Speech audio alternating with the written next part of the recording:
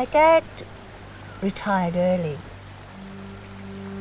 He retired when he was 62 and he was on holiday and he was shot. He was shot and killed.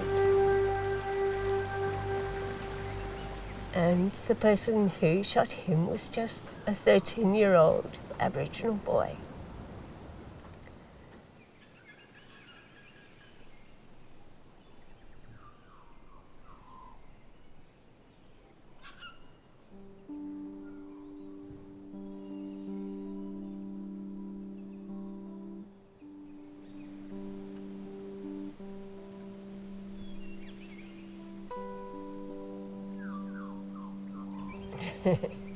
Okay, I'm Helen Seaver.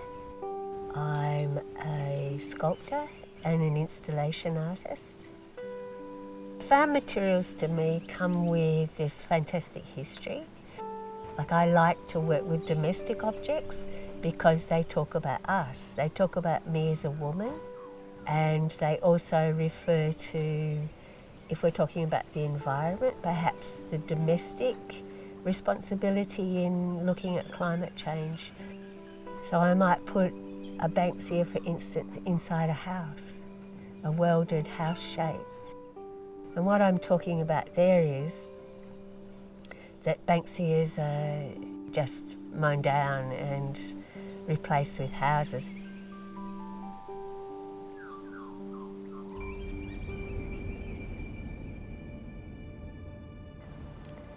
At the time of my father's death, I let myself be influenced, if you like, by that incident.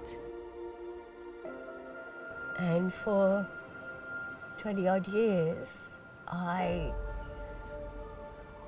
didn't hold Aboriginal people in very high esteem.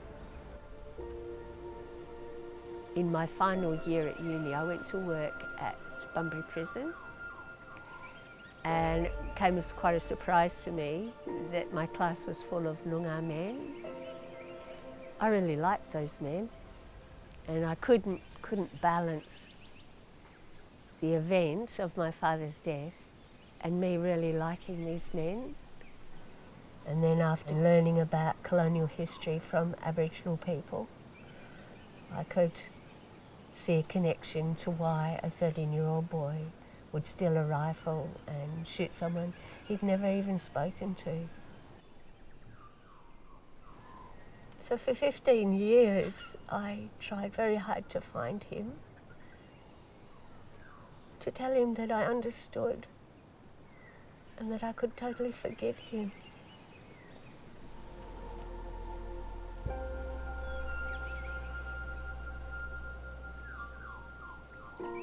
And that's when I processed it. By making the art, by putting all those stories together, by finding all the layers of this very complex situation and putting them all together.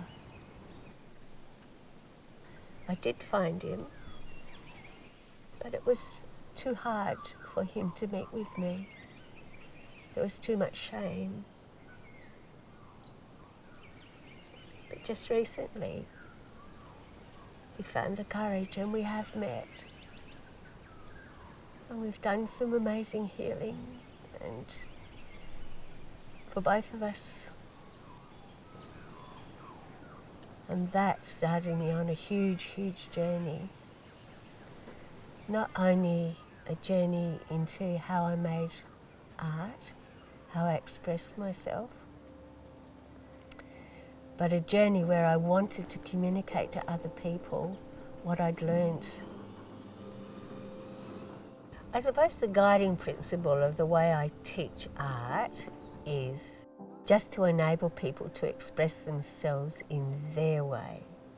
So by using the materials they want to use, or by making the forms that they want to make.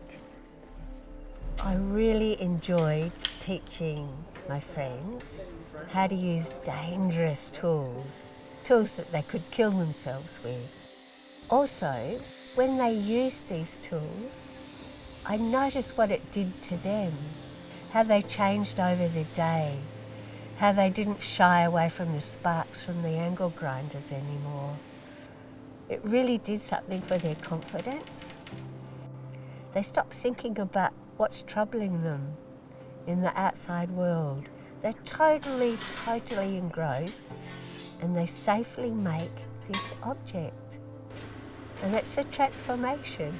It's a journey where they transform themselves from being very fearful to being really comfortable using these tools. I've done quite a lot of fire sculpture in my life. For me, fire has this layer to it that refers to cleansing.